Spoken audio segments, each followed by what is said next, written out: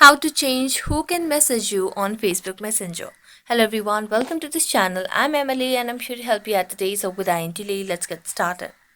So first of all, launch the Messenger application on your device over here. Make sure you are logged into your account, and as you're logged into your account, tap on the menu icon at the bottom right corner of the screen. Select on settings, and as you select on settings, scroll down and here you can see the option of privacy and safety.